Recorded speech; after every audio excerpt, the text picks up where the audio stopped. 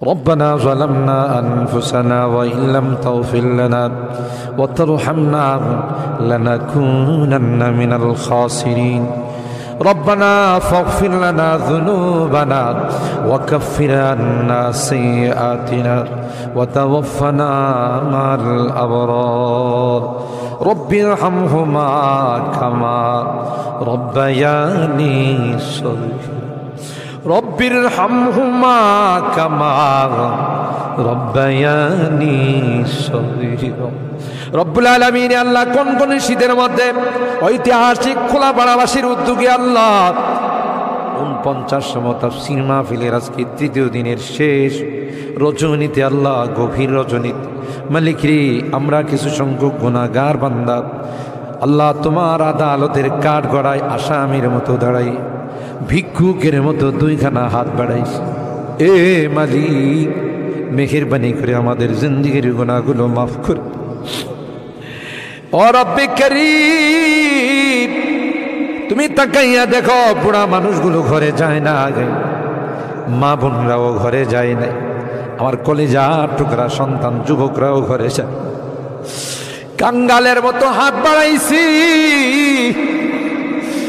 এ মালিক তাওবা করতেছি আর জীবনে কোনো গুনাহ করব না আর জীবনে কোনো নাফরমানি করব আল্লাহ ওয়াদা করলাম আর জীবনে কোনোদিন নামাজ ছাড়ব না আর জীবনে কোনোদিন বেপরদায় চলবো না ইয়া আল্লাহ মেহেরবানি করে আমাদের তাওবাগুলোকে কবুল করে নাও ইয়া আরহামার রাহিমিন ইয়া আকরামাল আকরামিন আল্লাহ মনে চাইছে বিছনায় আরাম করার জন্য না না না আরামের ঘুমকে হারাম করে শীতকে উপেক্ষা করে শুধুমাত্র কেবলমাত্র আল্লাহ তোমার কাছে তাওবা করার জন্য বসে রইলাম আমাদের গুনার কারণে যদি জাহান্নামে দিয়ে দাও কে বাঁচাবে কে আমাদেরকে জাহান্নাম থেকে রক্ষা করবে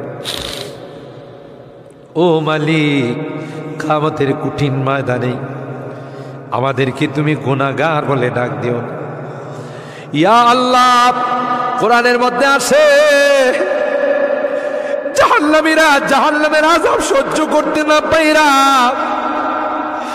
করুতি মিনতির সাথে কাকুতি মিনতির সাথে বলবে ইয়া মালিক লিয়াকদি আলাইনা রাব্বুক এ জাহান্নামের দারোগা মালিক ভাই আর সহ্য হয় না আর সহ্য হয় না মালিক রে কো আমাদের জন্য কোনো ফয়সালা করে দে 1000 বছর পর জবাব আসবে ইন্নাকুম মাকিসু এই জাহান্নামে তোদেরকে থাকতে হবে কোনো ডাকের সাড়া দেওয়া হবে আল্লাহ তোমার কোরআনে তুমি বলছো কালাকসাউ ফিহা ওয়ালা তুকাল্লিমুন অপমানিত হয়ে জাহান্নামে থাক কোনো কথা বলবি না কবরের মধ্যে সাপ বিচ্ছু কামড়াবে একদিক দিয়া চামড়া পুড়ে গেলে আরেক দিক দিয়া নতুন করে গজাবে এ মালিক দুনিয়ার কোনো বিষাক্ত সাপ দেখলে বাঁচাও বাঁচাও করে চিৎকার করে একটা নয় দুইটা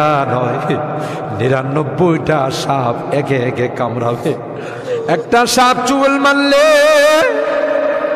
99 হাত মাটির নিচে চলে যাবে বিচ্ছু কামড়াবে আমি চতুর্দিকে বলবো বাঁচাও বাঁচাও কেউ আমার কাছেও যাবেন আমার ডাক কেউ শুনবে না আল্লাহ এই জন্যে আজকে চোখের পানিগুলো ছেড়ে কাঁদতেছি আল্লাহ তোমার নবী বলেছেন উম্মত গুনাহ করে যদি আল্লাহর ভয়ে জাহান্নামের ভয়ে কবরের ভয়ে যদি চোখের পানি ফেলতে পারো রে আল্লাহ পাক তোমার চোখের পানি দিয়ে জাহান্নামের আযাবকে অফ করে দিবে এ মালিক এই বুড়া মানুষগুলো কান্দে পর্দার আড়ালের মা বোনরা কান্দে আল্লাহ আমার যুবকরা কান্দে আলেম ওলামারা কান্দে তুমি যদি মাফ না করো ক্ষমা না করো কার কাছে যাব কে আমাদেরকে মাফ করবে আমাদের তো দ্বিতীয় কোনো খোদা নাই যার কাছে গিয়ে মাপ চাবো। আল্লাহ মেহেরবানি করে আমাদের তাওবাগুলোকে কবুল করে নাও ইয়া রাব্বাল আলামিন। আল্লাহ আমাদের জিন্দেগির সমস্ত গুনাহ খাতাগুলোকে মাফ করে দাও। এ আল্লাহ আমাদের তাফসীর মাহফিলকে কবুল করে নাও। এই তাফসীর মাহফিল যে মুরব্বীরা শুরু করেছিলেন, অনেক মুরব্বীরা আমাদের মাঝে নাই, অন্ধকার কবরের বাসিন্দা হয়ে গেছে, আর কোনো দিন আমাদের তাফসীর মাহফিল আসবে না। কে জানে, কে জানে আমরা যারা বসা আছি আগামী বছর এই তাফসীর মাহফিলে আসবো না জমিনের নিচে চলে যাব। ও মালিক, মালিক আল্লাহ আমাদের কেউ নাই, তুমি বিনে আমাদের কেউ নাই রে আল্লাহ। একটা মা যদি হারানো সন্তান পায়, মা বুকে নে কুলে নে চুমু খা। আমরা শয়তানের ধোঁকায় পড়ে রাস্তা হারাইয়া তোমার রাস্তা ছেড়ে দেয়া গুনার রাস্তায় চলে গেছিলাম। বিজাতিদের উৎসবে আমরা উৎসাহিত হয়েছি, আজকে মাপ চাই, মাপ চাই, তাওবা করলাম আল্লাহ, আর জীবনে কোনো গুনাহ করব না। ও মালিক, এই তাফসীর মাহফিলে যারা কথা দিয়ে, পরামর্শ দিয়ে, টাকা পয়সা দিয়ে সাহায্য করেছে, আল্লাহ সকলের দানগুলোকে কবুল করে নাও ইয়া আল্লাহ। আজকে তৃতীয় দিন, আরো যে দিনগুলো আছে আল্লাহ, প্রত্যেক দিন ওলামাদের কাছ থেকে, মুফাসসিরিনদের কাছ থেকে তাফসীর শুনে যেন আমরা আমল করতে পারি। আল্লাহ সেই তৌফিক নসিব করে দাও। আমাদের রোগীদেরকে পরিপূর্ণ শিফা নসিব করে দাও ইয়া আল্লাহ। অনেক রোগীরা দোয়া চাইছেন, সকলকে পরিপূর্ণ শিফা নসিব করে দাও। শিফায়ে কামেলা আজলা দায়মা মুস্তামিরা নসিব করে দাও। অভাবীদের অভাবকে দূর করে দাও, পেরেশানিওয়ালাদের পেরেশানিকে দূর করে দাও। এ মালিক, মুসিবত জাদাদেরকে মুসিবত থেকে উদ্ধার করে দাও ইয়া আল্লাহ। এখানে যারা হাত উঠাইছেন, জানি না কে কি উদ্দেশ্য নিয়ে হাত উঠে, সকলের দিলের নেক মাকাসিদগুলো পূরণ করে দাও আল্লাহ। আমার মুরব্বীদেরকে আবু বকরের মতো বানাই দাও আল্লাহ। আমার যুবকদেরকে, কলিজা টুকরা সন্তানদেরকে জান্নাতি কাফেলার সদস্য বানাই দাও। আমার মা বোনদেরকে আল্লাহ, আম্মা জান খাদিজাতুল কুবরা, আয়েশা সিদ্দিকা, ফাতেমাতুজ জাহরার মতো বানাই। মালিক রে, আজকের মোনাজাতে শেষবারের মতো বারবার মা বাবার কথা মনে পড়ে, জানি না কার মা নয় কার বাবা। এখানে আমরা যারা হাত উঠাইছি আল্লাহ, অনেকেরই মা নাই, অনেকেরই বাবা নাই রে আল্লাহ। কতদিন হয়ে গেল কবরের বাসিন্দা হয়ে গেছে, কবরের পাশে যাইয়া মা মা মা বলে চিৎকার করি, কোনো জবাব দেয়। কত আদর স্নেহ মায়া মমতার সোহাগ দিয়ে আমাকে বড় করে, নিজে না খাইয়া আমার খানার ব্যবস্থা করছে।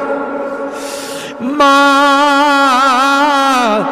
জনম দুঃখিনী মা আল্লাহ, যার চেহারার দিকে তাকাইলে কবুল হজের সব পাওয়া। বাড়িতে ফিরতে দেরি হলে ডাক্তার সাথে সাথে মা দরওয়াজাটা খুলে দিত। আজকে বাড়িতে যাই কত ডাকাডাকি, কেউ যে আমার দরওয়াজাটা খুলে দেয় না, কারণ আমার জনম দুঃখিনী মা যে দুনিয়াতে নাই। বাবা কাঁধে কোলে নিয়ে আমাকে বড় করছেন। অনেক সময় মনে চাইছে অনেক কিছু খাইতে, তা খায় নাই। ভালো কাপড় চুপড় পরতে মনে চাইছে, তাও আমার বাবা পড়ে নাই। জায়গা জমি বাড়িঘর সব কিছু দিয়া অন্ধকার খবরে আজকের মোনাজাতে বারবার ওই মা বাবার চেহারাগুলো মনে পড়তেছে। গুনার কারণে যদি তোমার জাহান্নামের আসামি হয়ে থাকে, আমরা তোমার কাছে মাপ চাই, ক্ষমা চাই আল্লাহ। আমাদের মা বাপকে ক্ষমা করে দিও, তাদের কবরগুলো জান্নাতের বাগান বানাই। যাদের মা বাবা বেঁচে আছেন আল্লাহ, তাদের হায়াতে বরকত দিও। এ রব্বে করিম আল্লাহ, মুনাজাত শেষ করার পূর্বে একটি ফরিয়াদ, জানি না কোন দিন কার সঙ্গে মালাকুল মউতের দেখা হয়ে যাবে, কোন দিন মসজিদের মাইকে আমার নামটা ঘোষণা হয়ে যাবে। মসজিদের পালকিটা আমার ঘরের সামনে দাঁড়িয়ে যাবে। এটা তো এমন পালকি, এটাতে একবার যারা শুয়ে যায় জীবনে